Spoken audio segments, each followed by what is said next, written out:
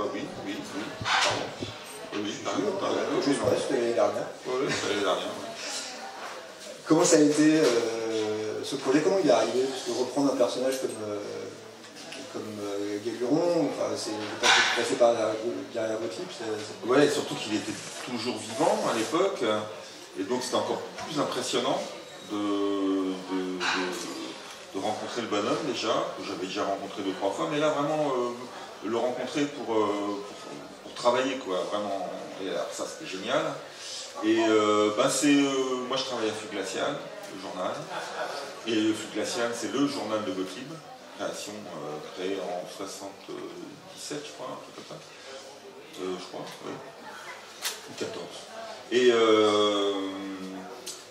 c'est le nouveau rédac-chef qui racontait des histoires à ses enfants un soir chez lui. Et c'était les héros, c'était Garfield, le chat Garfield. Et il s'est posé la question de savoir si quel personnage comme ça emblématique à Fluide on pourrait remettre à niveau, parce que Gottlieb ne dessinait plus depuis les années... il avait l'âge de 50 ans, donc il a arrêté vers 50 ans. Donc, là, il avait 82 ans, donc ça faisait un petit bout de temps, une bonne quarantaine d'années qu'il avait arrêté. Et donc, il a pensé tout de suite à Guéluron, qui était dans les cartons. Et il a pensé à moi, parce que moi, j'ai un dessin qui n'est pas très éloigné de Gottlieb, quelque part. Hein, toute proportion gardée, bien sûr. Et voilà, il m'a téléphoné. C'était simple, il m'a dit ça te dirait de reprendre Gottlieb? Je dis c'est sûr, il n'est pas mort quand même. Et puis Guéluron, après il m'a dit parler de Guéluron, et c'est un truc qu'on refuse pas, quoi, hein, reprendre Guéluron. Moi surtout qu'à l'âge de 7 ans, je lisais Pif, et je flashais déjà sur Guéluron à cette époque. Et donc la boucle était bouclée, c'était assez rigolo, quoi. Donc oui, bien sûr, on dit oui déjà, et puis on commence, on bosse, et puis on propose après à Gottlieb, qui a tout de suite été OK par mes dessins, et qui a voulu voir des scénarios. Et moi, je voulais vraiment me concentrer sur le dessin. Je me suis dit, je ne vais pas faire ça tout seul quand même. Les jetons quand même de se confronter à Gottlieb. Et donc j'ai demandé à mon pote Fab Caro, qui est un ami de longue date, hein, et il a tout de suite dit oui. Et voilà, l'aventure est partie, il a balancé des scénarios à Gottlieb, qui a dit ok, c'est bon, c'est parti. C'était hyper confort parce qu'il y avait, c'était à nous qu'on demandait de reprendre Guéluron et pas faire un appel d'offres à qui que ce soit, quoi. C'était un impératif de coller au dessin de Gottlieb? Non, ça c'est moi. Je voulais absolument pas transformer les personnages. Oh là là. Je voulais vraiment pas transformer les personnages. Il y a un retour. Et ça manque de feu dans le retour. Ouais, ça manque un peu d'effet. Ouais. Et ouais, hein, bon, c'était nuit de Noël. Un peu. Et donc je voulais vraiment garder les personnages, mais rajouter ma patte au niveau du décor, parce que Gottlieb n'était pas un grand fan des décors. Donc moi, tu vois mes BD, elles sont bien remplies, quoi. J'aime en mettre plein, quoi. J'aime bien remplir les décors, j'aime bien faire les décors.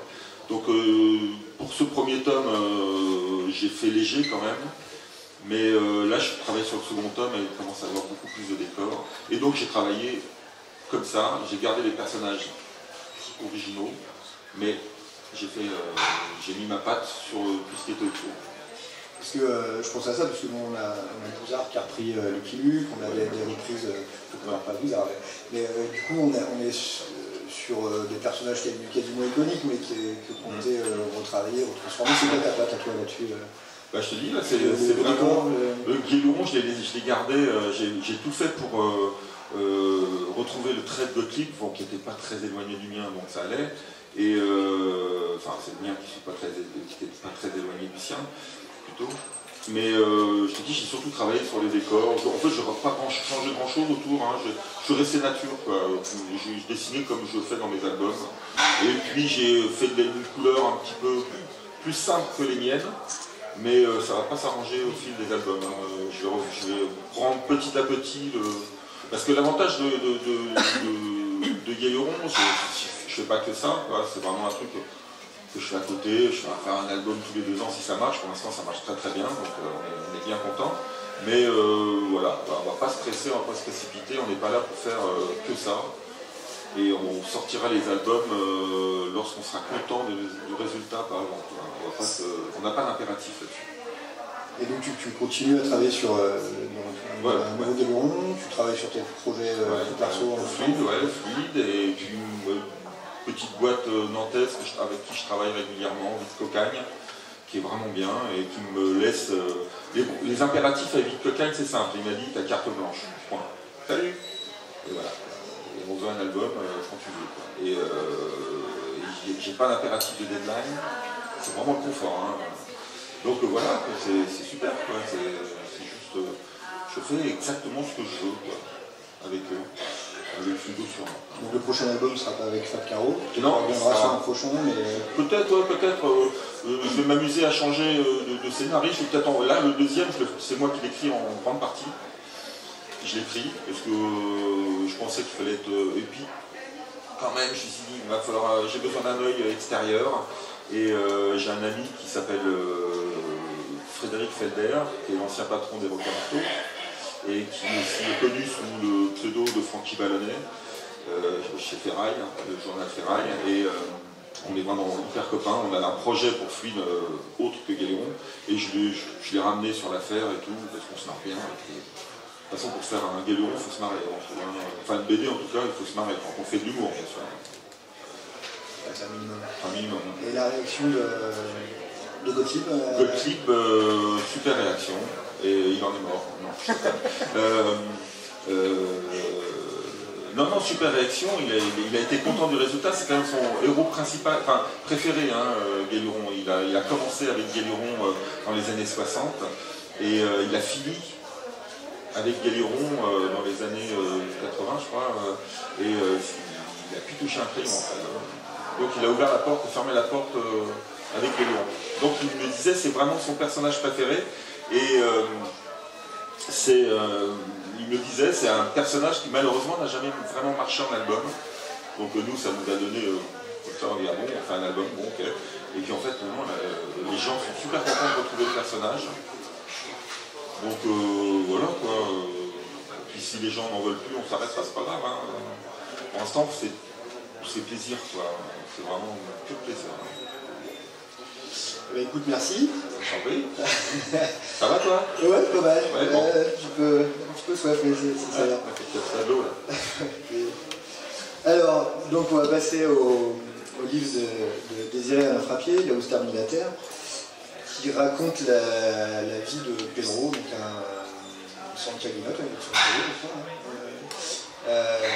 qui a traversé donc une grosse partie du XXe siècle. On le trouve, il raconte son enfance jusqu'à 70, c'est-à-dire juste avant l'arrivée au pouvoir d'Allende.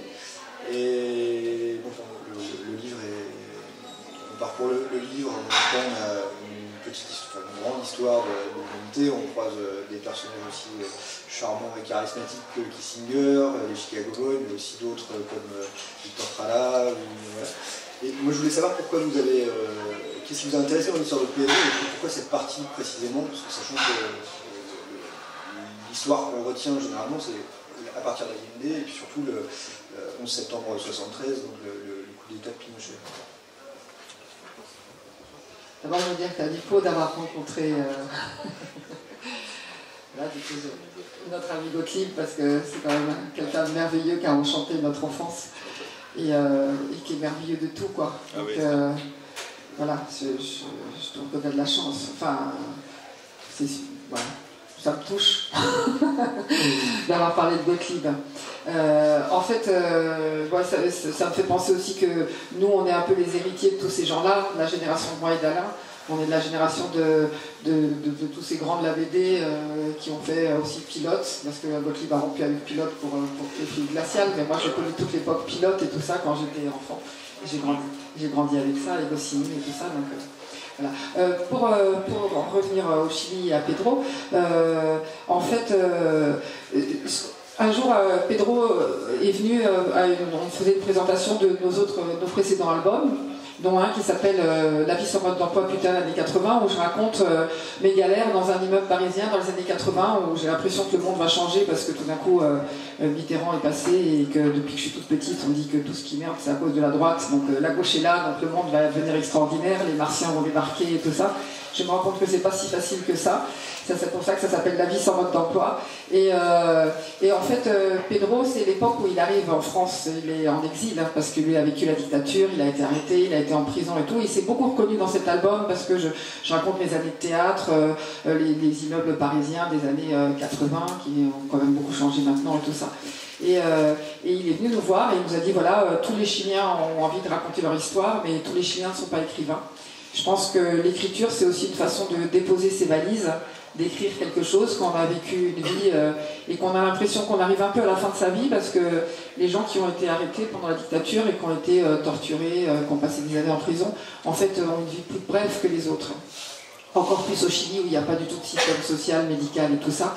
Bon, Pedro vit en France, mais en tout cas, il voyait mourir ses amis les uns après les autres. Il avait l'impression que toute cette histoire, elle n'allait pas survivre à ça. En plus, voilà, son père était un personnage assez impressionnant parce qu'il avait pris la place de Pablo Neruda à la direction de l'association des écrivains chiliens. Son oncle s'occupait de la culture à l'époque d'Allende et tout ça. Donc voilà, et lui, il avait créé un groupe de théâtre qui s'appelait le Théâtre de l'Aleph, qui existe toujours dans la banlieue parisienne maintenant. Lui, il n'y est plus, mais il en faisait partie. Et dans sa famille, il y avait beaucoup de musiciens. La nouvelle, on a parlé tout à l'heure de Victor Jara, mais c'est toute la nouvelle chanson chilienne, quoi. Donc il avait envie de nous raconter ça. Et nous, notre plus grande surprise, c'est que la première fois où il s'est assis dans notre salon et qu'il a commencé à parler, il a parlé de son enfance. Il n'a pas parlé de... Parce que lui, il se fait arrêter à 25 ans, en 73, juste après le coup d'État.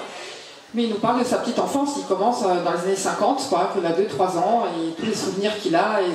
Et en fait, on s'est rendu compte au fur et à mesure que en fait, au Chili, le Chili, on sait que c'est un pays assez particulier, parce que c'est un pays qui est sur deux plaques tectoniques, en fait. Hein. Il y a la plaque tectonique d'Azca qui passe sous la plaque tectonique de l'Amérique du Sud, et qui fait qu'il y a les plus grands tremblements de terre du monde là-bas. Et à chaque fois qu'on parle de Pinochet, c'est un tremblement de terre. On en parle comme un tremblement de terre. Et en fait, cette plaque Nazca, elle avance de 7 cm par an. C'est pour ça que ça provoque, quand ça craque tous les 10 ans, des tremblements de terre terribles. Mais l'enfance de Pedro, c'est un peu ça. Parce que toute son enfance, déjà, il est en même temps que la CIA. On sait l'importance qu'a eu la CIA pour le coup d'État. En plus, il va naître, il va y avoir Cuba quand il a 10 ans, qui pour l'Amérique latine a des retombées énormes, parce que Cuba, c'est un tout petit pays qui tout d'un coup lutte contre le grand Goliath qui est l'Amérique latine, et qui prend son indépendance et tout ça, et du coup, qui leur donne à eux une envie de se dire que peut-être qu'ils peuvent se débarrasser de ce pays qui est les États-Unis, qui pompent toute leur énergie quand même, les mines de cuivre, tout ça, et gagner une indépendance réelle, qu'ils avaient cru gagner quand les Espagnols sont partis, mais quand les Espagnols sont partis, c'est les Américains qui sont pas eux aussi, c'est des Américains, d'ailleurs, c'est ce qu'ils disent, ils ont même pris notre nom, quoi. Donc c'est eux les Américains, et nous on est les Sud-Américains, tout ça, donc on est parti sur son enfance d'abord, parce que aussi, nous on aime beaucoup parler de l'intime, on aime s'attacher au personnage. Pedro est un personnage très attachant. Sa famille est assez aussi, voilà, il y avait une vraie histoire. Son grand-père vient de la Grande Syrie. En fait, il était libanais, mais à l'époque où le Liban n'existait pas encore, en 1900, il émigre en Amérique et il arrive au Chili. Et tout ça, donc on avait envie de ce côté-là, de cette épopée, on avait envie de connaître le pays, de comprendre ce pays qui est très particulier, qui est comme une île un peu, parce que ça fait 4000 km de long, mais on a la cordillère des Andes qui est énorme d'un côté, qui bloque tout, après il y a le Pacifique, après il y a le désert d'Atacama en haut, qui est le désert le plus sec du monde, en bas c'est l'Antarctique, donc... quand il y a eu la dictature, s'enfuir de là, c'était impossible. Ils étaient coincés de partout. Et à la fois, c'est ça, là où se termine la Terre, c'est ce que veut dire le Chili en fait. Hein. C'est le nom de Chili, là où se termine la Terre. Et en fait, on a un peu l'impression d'être au bout du monde, en fait, quand le Chili aussi. Donc on a eu envie de raconter tout ça. Et au fur et à mesure qu'on avait envie de raconter tout ça, on s'est rendu compte que, effectivement, elle était énorme cette période, et que Frei, qui arrive avant Allende, ce qui va amener Allende au pouvoir. Le fait que tout d'un coup, il y ait la démocratie chrétienne qui se dise il ne faut surtout pas qu'on ait un Cuba au Chili. Donc ce qu'on va faire, c'est qu'on va créer la révolution dans la liberté, donner des droits aux gens, leur donner s'occuper de l'alphabétisation, s'occuper de la santé. Ils commencent à faire des petits efforts comme ça. Et ces efforts vont demander aux gens d'avoir envie d'avoir plus. Et en plus, ces efforts sont très, très vite limités.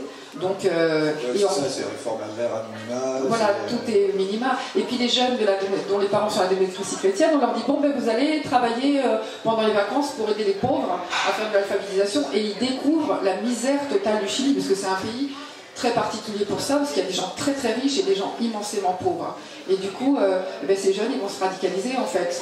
Il y a des parents de la démocratie chrétienne qui ont dit après, quand il y a eu le coup d'État, ils ont dit qu'ils ont perdu un enfant, puis 2 enfants, et ils disaient mais qu'est-ce qu'on a fait? Et leurs enfants leur disaient mais c'est vous qui nous avez rendus comme ça, parce que vous nous avez montré la misère du monde, et qu'on a eu envie d'apporter un peu de nous-mêmes là-dedans. Et donc, alors au départ, on voulait quand même arrêter au coup d'État, mais au fur et à mesure, on s'est fait remarquer. On sait quand même ce qui arrive à chaque personnage. C'était important pour moi de montrer, à la fois il n'y a pas de suspense sur le Chili, tout le monde sait comment ça s'est fini, mais on voulait que tous les personnages dont on parle, on sache. C'est-à-dire que l'album, il existe tout seul en soi. Il n'a pas forcément besoin d'une suite, mais on a quand même envie de faire une suite. Je vais laisser parler un peu Alain. Voilà, je travaille avec Alain qui est illustrateur.